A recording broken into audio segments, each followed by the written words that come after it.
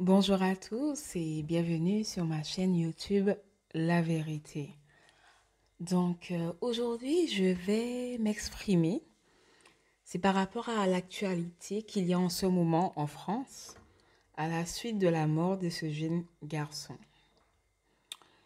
Euh, je ne vais pas m'exprimer sur les circonstances de sa mort, de son décès, mais c'est plus par rapport à ce qui se passe, c'est-à-dire au pillage, aux casseurs.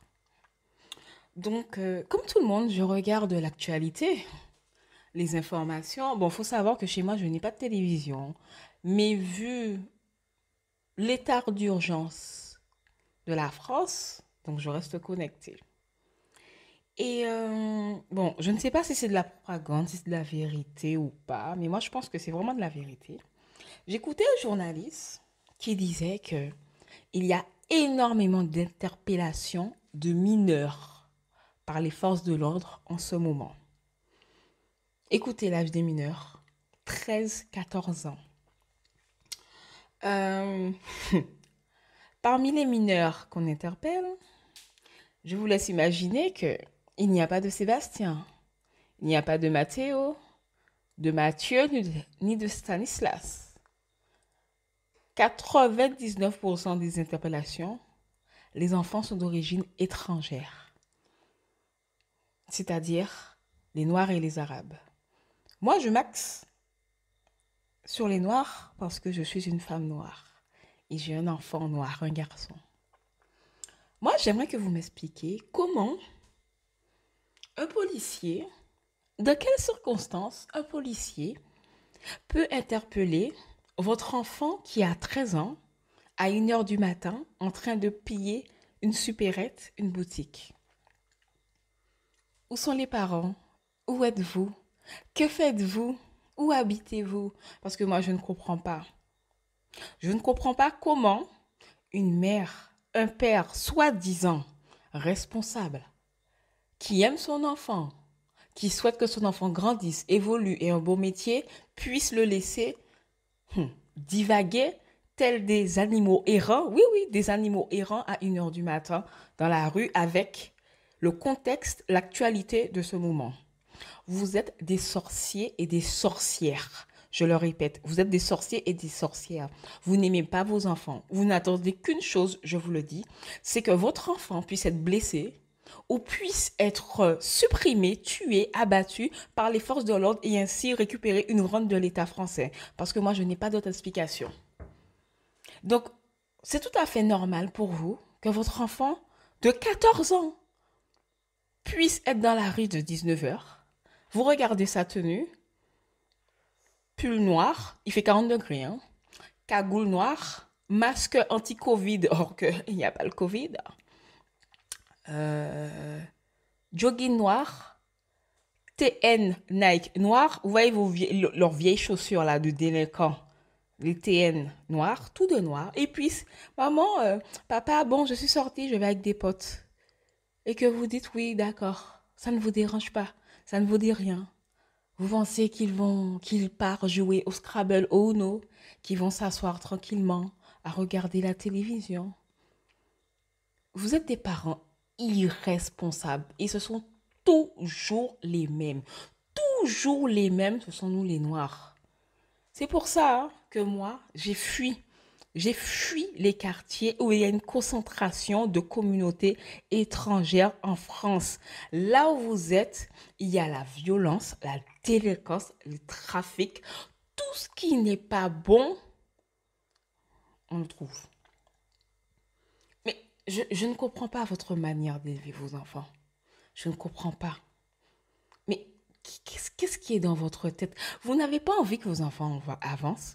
Vous n'avez pas envie de les voir réussir. Vous n'avez pas envie qu'ils aient un bon travail, un bon métier. Hein? Vous perpétuez une tradition, une malédiction, j'appelle ça une malédiction, d'enfants délinquants. C'est-à-dire que vous, vos frères, vos cousins, ce sont des délinquants. Votre père même fait des choses bizarres. Vos oncles sont dans des trafics de stupéfiants. C'est-à-dire que vos enfants aussi seront des délinquants, vos petits-enfants seront des délinquants, et ça ne vous dérange pas. Vous êtes irresponsable. Hein? Toujours branché dans un téléphone, dans un Bluetooth, toujours branché dans votre bled, dans votre pays. Si vous êtes toujours branché de 6 heures du matin jusqu'à minuit, quel est l'intérêt de venir en France? Restez chez vous. Restez chez vous. Mais vous ne pouvez pas rester chez vous. Vos enfants qui ont un comportement de sauvage là en France, ils ne feront jamais ça en Afrique ou aux Antilles. Ils le feront jamais. On le sait, vous le savez. Vos comportements d'enfants casseurs, pilleurs, ils ne feront jamais ça en Afrique. Non, non, non, parce que vous connaissez les conséquences. Les forces de l'ordre en France sont très, très gentilles. Mais en Afrique, c'est à balles réelles. Ça me révolte. C'est toujours nous que l'on affiche. Il y a énormément de vidéos, de scènes d'extraits, de pillages. Regardez la couleur, regardez l'âge des enfants. C'est nous. Arrêtez, cessons ce comportement. Nous valons plus que ça. Nos parents n'ont pas enduré le racisme, n'ont pas enduré la pauvreté pour que nous puissions nous perpétrer cela. Maintenant, je vais m'adresser aux mamans seules, aux mères célibataires. Oui, parce que moi, je le suis, je l'ai déjà dit plusieurs fois. Reprends ta vie en main, reprends la vie de tes enfants en main. Cherche-toi un travail. Oui, un travail pour avoir des fiches de paye. La CAF, là, ce que l'État nous donne.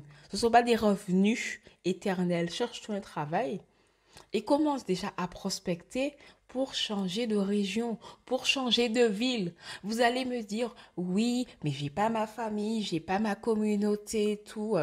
Je sais que nous sommes des êtres humains, que nous avons besoin de contact social. Mais depuis que tu vis avec ta communauté, entouré de ta famille, qu'est-ce que tu as? Tu n'as rien. Tu n'as rien. Tes frères et sœurs, vous êtes dans les mêmes cités parce que souvent là, on retrouve dans le bâtiment, votre sœur est au 4e, votre frère est au 6e, votre cousine habite le bâtiment qui est à côté. Depuis que vous vivez ensemble, vous avez quoi? Vous n'avez rien, vous n'avancez pas. Tous vos enfants, vos neveux et nièces sont des délinquants. Prends tes enfants et éloigne-toi. Mets-toi, place-toi dans un quartier beaucoup plus calme. Même si je sais que le budget est serré, il y a quand même des appartements, des logements qui te sont accessibles. Éloigne tes enfants des quartiers défavorisés. Si tu souhaites qu'ils réussissent, éloigne-les. Parce qu'à l'heure actuelle, la situation ne va pas s'arranger, mais empirer. Monte ton dossier, un bon dossier. Explique, fais une lettre. Si tu ne sais pas faire de lettres, demande de l'aide à quelqu'un. Explique que tu souhaites changer d'appartement, changer de ville, de quartier pour le bien-être de ton enfant.